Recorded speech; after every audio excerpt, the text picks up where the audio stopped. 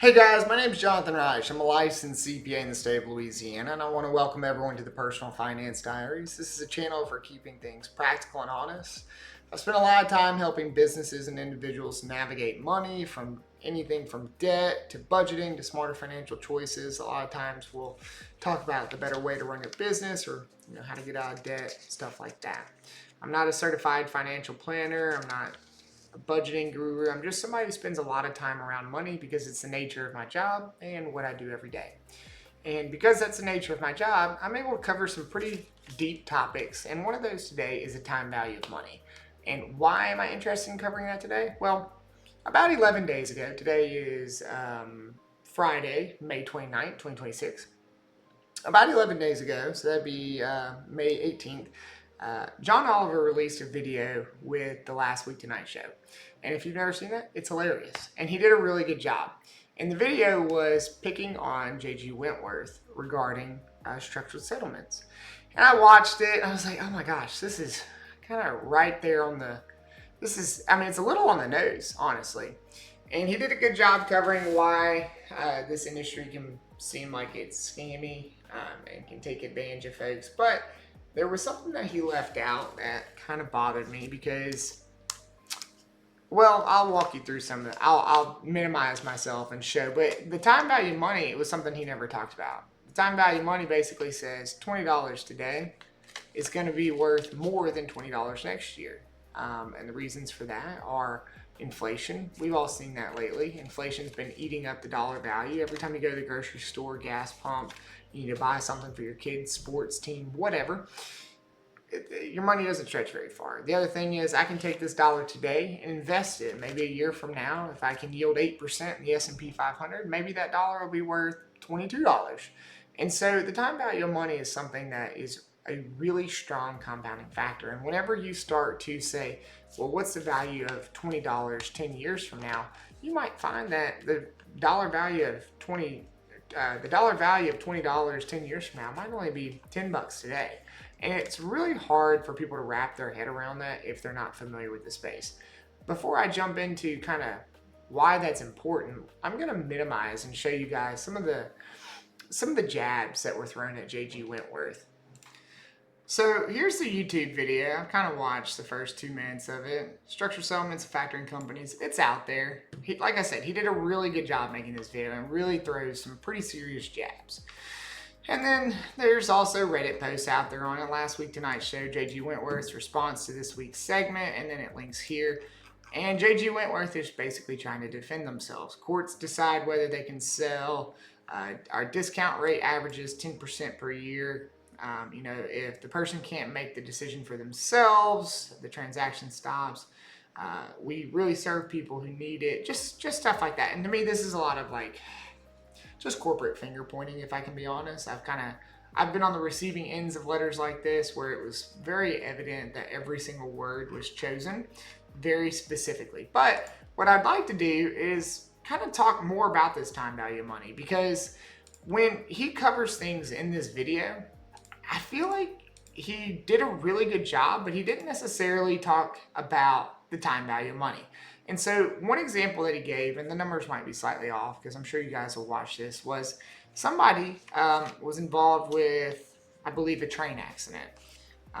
It left them significantly paralyzed and caused mental incapacity. And they were awarded $2.3 million in structured settlement payouts. But he didn't tell the audience, he didn't tell the viewer, he didn't tell the person watching me, is that $2.3 million over the next 40 years? He did tell everyone, hey, J.G. Wentworth bought it for $700,000. Okay? It sounds like quite a ripoff. You're getting about a third of the money that you're entitled to. You're getting $700,000 out of $2.3 million. But if that was $2.3 million over the rest of his life, maybe 50 or 60 years from now, that $700,000 may not be too far off the mark. So I'm going to throw a prompt into here, and I'm just going to see if we can calculate out that. So let me pose that question, and I'll be right back. All right, guys, I went ahead and posed the question to the all-knowing AI just because I didn't want to have you guys sit here and watch me type that and give it a couple minutes to think. So we're using that $2.3 million example here. It didn't specify how long his payments were set for. But let's just assume he was struck by that accident as a young man and it was to continue for the rest of his life. Maybe he was 25 and the structured settlement was for 50 years. Like I said, we don't know that, but this is just a really good example of, wow, someone took 1/3 of their money instead of keeping all of it. It just shows why I think that video was a little, not dishonest, but it could definitely lead you to different conclusions than having the full picture. So $2.3 million that's distributed monthly over the next 50 years. So basically the man would receive a check each month. If you were to basically say the discount rate is X dollars, or X percent, which I'll say is 7%. I feel like 7% is what you would be able to get if you invested that money at the S&P 500 and just kind of left it alone. The present value of that is $637,000. So if I took $637,000 and invested it and didn't touch it for 50 years, you're not going to end up with $2.3 million.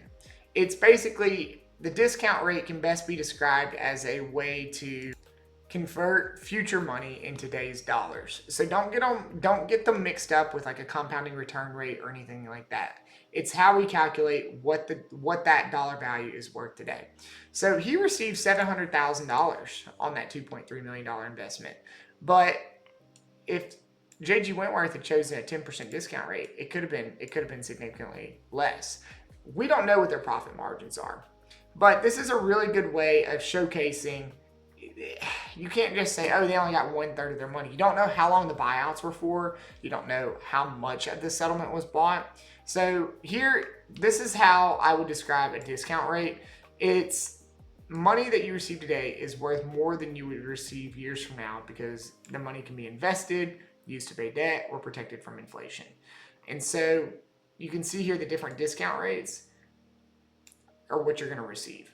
That man received $700,000. So the discount rate was probably somewhere between 7 to 10%, because maybe the settlement was only 40 years or 35 years instead of 50 years. 50 years is a very long settlement. But I use it as an outlier to kind of showcase what's going on with all these videos.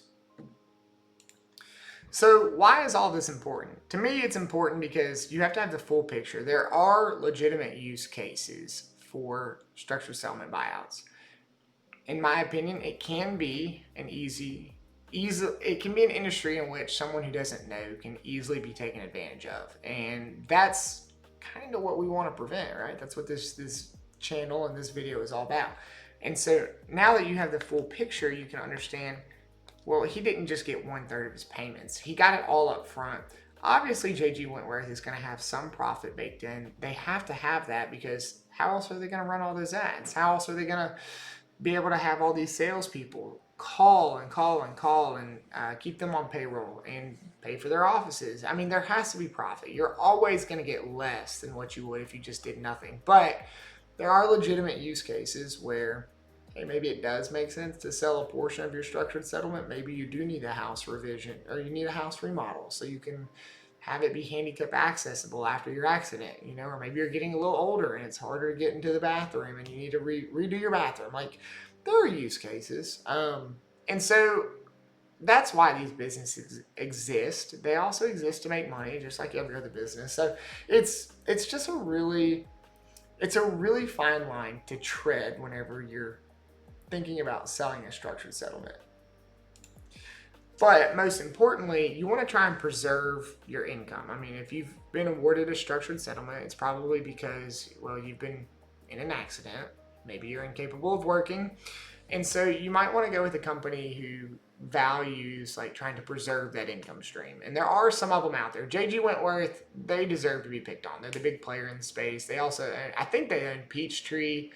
Stone Street Capital was also mentioned in that video. Those are some of the big players in the space, and they deserve their blows. Mostly because you don't get that big without taking advantage of some folks, in my opinion. But there are some companies that kind of offer like an educational approach to it. Strategic Capital is one that wants to educate the buyer. Obviously, they want to buy your structured settlement because they're going to have the profit baked in. But they also want you to be educated. maybe only interested in buying a portion of the revenue stream, that's something that's a little different from JG Wentworth. JG Wentworth wants to buy it all, right? They want to get as much of it as they can, because the more they buy, the more money they make. And so rather than rushing for a full buyout, instead of something like that, maybe you can pursue a partial sale. I'm not trying to defend these companies. I'm not trying to attack John Oliver. I definitely don't want to be in the crosshairs for his next video, but it's something that I think is important to demonstrate. And that all comes down to the time value of money. I'd rather have $20 today than receive $1 for the next 20 months. And then that dollar would be discounted. This $20 today is worth $1.10 for the next 20 months. It's really confusing. It's a difficult concept to vocalize, but it's super important because it just doesn't paint a fair picture, in my opinion. So anyway, guys, I hope that helped. We don't have to make money complicated here. It just has to make sense for you and how you use it in your life. If this helped, I hope you guys subscribe for more honest conversations about money, and I will see you guys in the next video.